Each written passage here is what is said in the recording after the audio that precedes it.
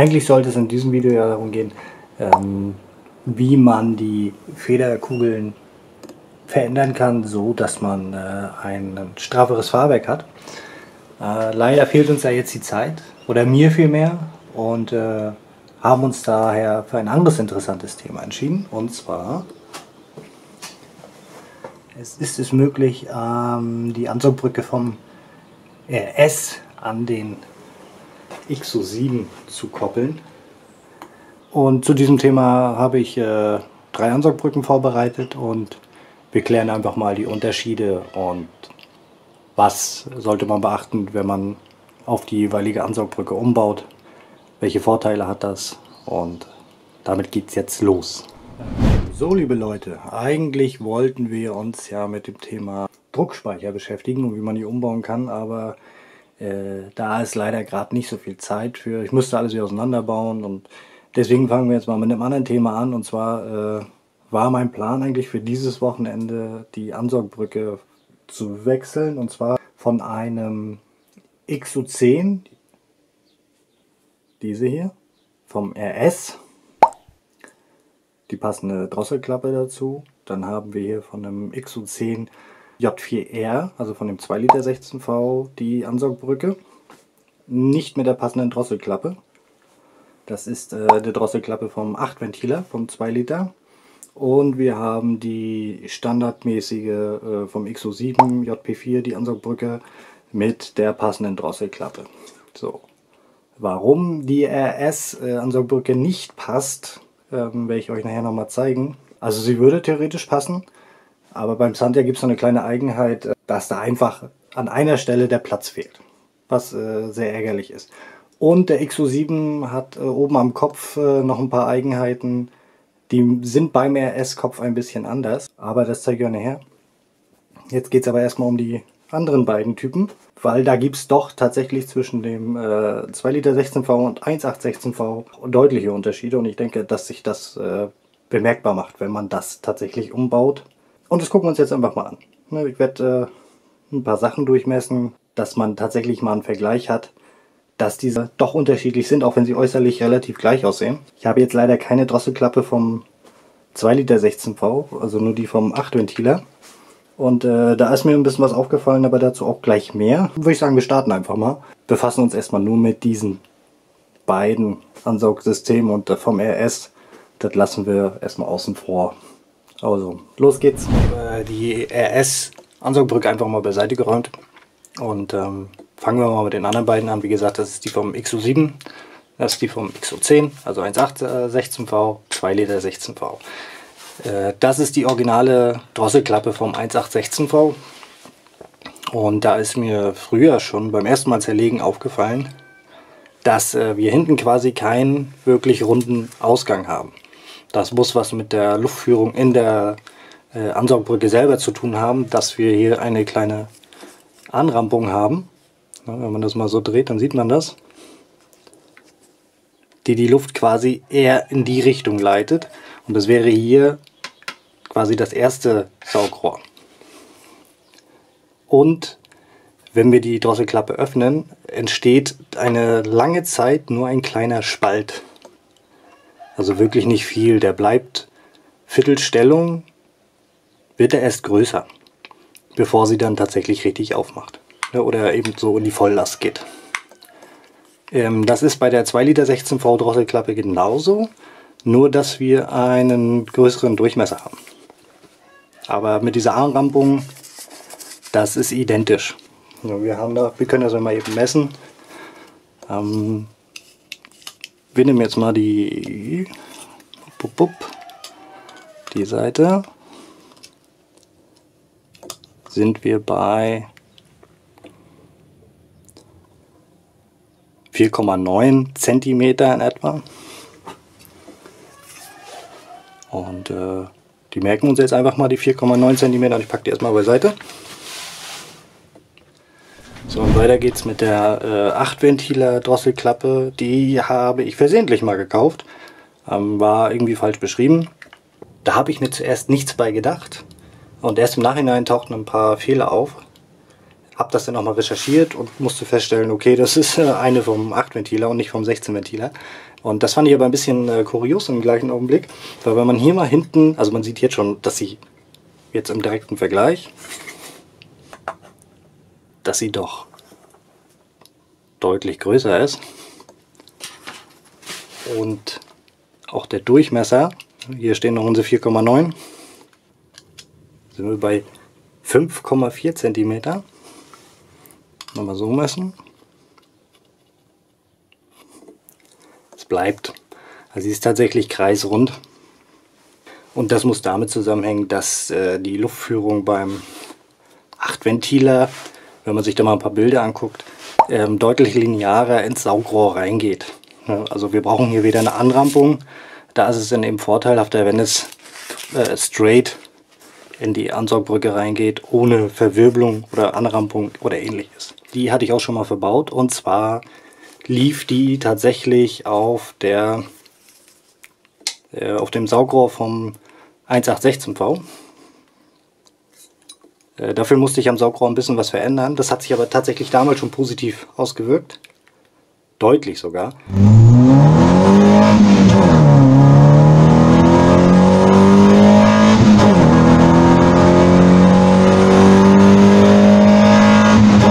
Weil ich habe nämlich tatsächlich die Vermutung, ich pack die mal beiseite, dass der 1.8er doch deutlich gedrosselt ist. Ja, dass man ihn, weil nur wegen 0,2 Liter weniger Hubraum, so einen gravierenden Unterschied, auch in den Saugrohren selbst, das werden wir auch gleich mal messen, das kann ich mir schon fast nicht vorstellen. Also ich denke, dass die Leistungsausbeute beim 1.8er doch deutlich besser war und man ihn dadurch ein bisschen gedrosselt hat. Wahrscheinlich um ihn haltbarer zu machen, um mehr Laufleistung zu generieren und so weiter und so fort. Das gleiche haben sie ja quasi auch mit dem 2 Liter 16V gemacht. Wurde ja auch gedrosselt. Den gab es auch in mehreren Ausbaustufen, obwohl die vom Kopf her ein bisschen anders sind. So, jetzt haben wir hier nochmal die beiden Ansaugbrücken, XO7, XO10, und hier sieht man auch schon also jetzt sieht man von der Seite optisch auch schon den Unterschied, dass das ein bisschen dicker ist. Die ist schon aufgedreht oder aufgefräst, damit ich die 2 Liter Drosselklappe darauf kriege und hier keine Kante habe. Weil wir haben ja diese 5,4 cm. Das Saugrohr ist somit auch geweitet auf 5,4. Und das originale 2 Liter Saugrohr vom 16V hat 4,9. Und dieses Maß war identisch mit dem vom 1.8er. Also die haben sich nicht unterschieden. Also kann man eigentlich sagen, dass dieser Bereich zwischen 1.8er und 2 Liter 16V identisch ist. Also da würde sowohl als auch die Drosselklappe vom 1.8er hier ranpassen und vom 2 Liter hier. So, jetzt habe ich die beiden Ansaugbrücken mal umgedreht und hier ist dann eigentlich der interessante Teil. Erstmal haben wir einen deutlichen Unterschied in der Struktur. Also sie ist auch vom Aufbau her ist sie anders gegossen. Aber viel gravierender ist eigentlich, deswegen gehe ich davon aus, dass der 1.8er gedrosselt ist. Und zwar, wenn man sich mal hinten direkt das Maß nimmt vom jeweiligen Ansaugrohr. Das ist beim 1.8er 34. Und beim 2 Liter, da muss man gucken, wo man misst, weil er hat hier so eine Art, so eine hervorstehenden Gussprägung, die wahrscheinlich für irgendeine Verwirbelung sorgen. Und deswegen nehmen wir da mal das Diagonalmaß. Da sind wir bei 37. Gegenüber, also brauche ich gar nicht messen, da sieht man es doch schon deutlich, 34. Und das ist dann schon ein deutlicher Unterschied. Und der wird sich auch, oder er macht sich definitiv beim Fahren auch bemerkbar. Was wir noch haben ist die Durchführung zum Schalldämpfer oder auch dass die Luft sich beruhigt, wenn sie angesaugt wird. Und da wir mit Reflexion arbeiten, haben wir hier gewisse Turbulenzen. Und das ist einerseits dann zum Schalldämpfen und wahrscheinlich auch zum Luftberuhigen. Ruhige Luft wollen wir nicht haben und Schalldämpfen wollen wir auch nichts. Deswegen wurde hier ein Blech reingesetzt bei beiden Varianten, dass das Ansauggeräusch ein bisschen kähniger wird, so wie es auch beim 16V eigentlich üblich ist. Also wenn man die ganzen alten 16 Ventile hört, die klingen noch deutlich aggressiver und zorniger als diese gedämpften Versionen. Auch nochmal ein deutlicher Unterschied ist, glaube ich, dass der Kunststoff auch ein bisschen dazu beiträgt, dass sie vom Sauggeräusch ein bisschen leiser sind. So, der Plan ist jetzt folgendermaßen, das ist die 2 Liter Ansaugbrücke, also vom 2 Liter 16V. Das Maß auffräsen auf die Drosselklappe vom 8 Ventiler. Dafür brauchen wir ein Maß von 53 bisschen, also fast Dichtungsmaß. Da müssen wir erstmal hin, damit bei Öffnen der Drosselklappe wir diese Kante nicht mehr haben. Und das machen wir jetzt. So, zum Auffräsen der Kunststoff-Ansaugbrücke nehme ich so einen Fräsaufsatz. Der ist für Hartmetall und geht deswegen gut durch Kunststoff. Muss man ein bisschen aufpassen, dass man nicht zu viel wegnimmt. Also ab und zu mal messen oder Drosselklappe draufhalten, dass nicht letztendlich zu viel weggenommen wird oder es ein Ei wird oder ähnliches. Also lieber ein bisschen ruhiger und bedacht und dann kann auch nichts schief gehen. Noch so als Tipp, ich stecke mir, wenn ich solche Sachen mache, immer einen Lappen in die Ansaugbrücke, dass nicht der gesamte Span mit reinfällt, sondern hier oben drauf liegen bleibt. Das erleichtert uns ja ein bisschen das Saubermachen, weil es sind immer noch Ölrückstände in der Ansaugbrücke, die dann diese Kunststoffteilchen binden. Und was wir nicht haben wollen, sind Kunststoffteile im Brennraum.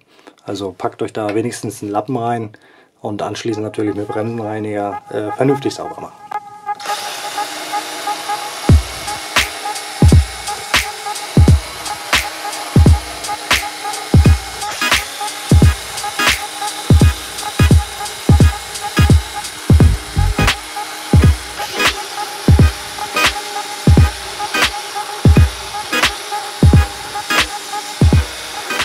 Jetzt sieht man eigentlich schon, wie dicht wir an der Dichtung sind. Deswegen immer vorsichtig bleiben oder ab und zu mal gucken. Auch empfehlenswert ist wirklich ab und zu mal die Drosselklappe draufzusetzen, aufzumachen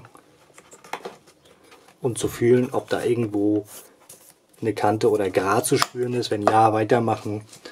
Wenn nicht, dann so lassen. Ja. Möglichst versuchen, eine glatte Fläche hinzubekommen und dann läuft das schon. So wichtig ist, wir müssen ja am Ende noch entgraten, also sprich Gummi raus.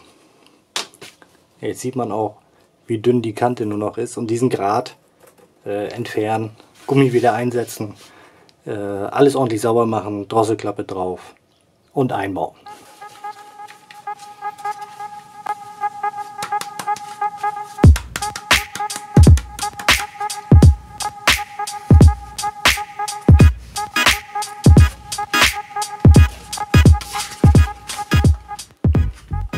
Bevor wir das Ganze jetzt wieder zusammenbauen, gibt es noch eine Sache zu beachten, die habe ich vorhin vergessen. Und zwar gibt es noch einen Unterschied zwischen den beiden Drosselklappen vom 1.8er und vom 2 Liter. Also in dem Fall 1.816V und 2 Liter 8V, dass die originale Drosselklappe tatsächlich im 45 Grad Winkel öffnet und schließt. Dementsprechend ist auch das Poti, was hier rankommt, ausgelegt. Die 2 Liter 8V Drosselklappe macht das nicht. Die öffnet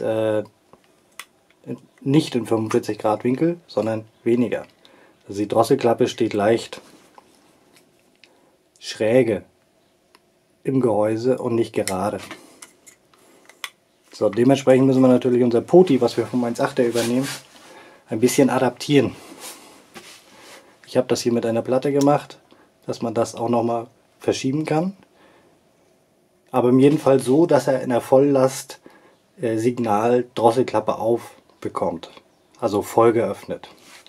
Im Leerlauf ist er dann ein bisschen fett und in der Teillast ist er auch leicht fetter, soll uns aber nicht weiter stören, weil wir haben ja auch ein bisschen mehr Luft. Dementsprechend wäre da ein bisschen mehr Drosselklappenstellung gar nicht schlecht, da er dann noch ein wenig mehr Sprit einspritzt.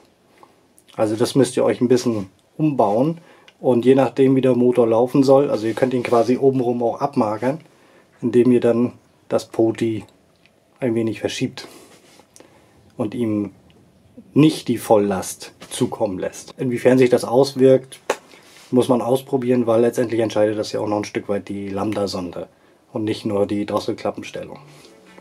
So, und jetzt bauen wir das Ganze zusammen.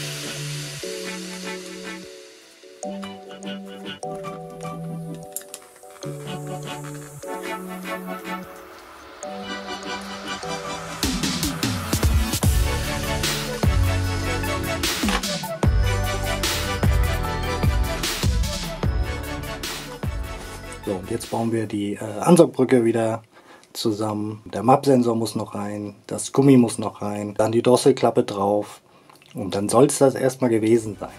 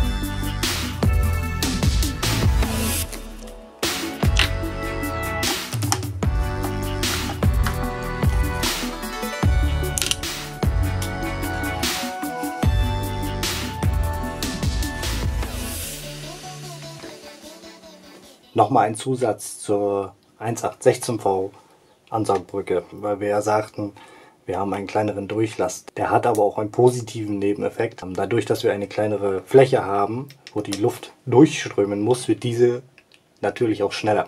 Sprich, wir haben ein besseres Drehmoment im mittleren Drehzahlbereich. Das ist dann aber auch schon der einzige Vorteil von diesen etwas kleineren Durchlässen, sowohl oben am Einlassventil als auch hier an der Drosselklappe. Sobald wir in die höheren Drehzahlen kommen, steht uns das natürlich im Weg, weil dann brauchen wir einfach mehr Luftmasse, um den Füllungsgrad da zu erhöhen und letztendlich wollen wir auch da mehr Leistung erreichen, weil wir selten im mittleren Drehzahlbereich fahren oder uns aufhalten möchten.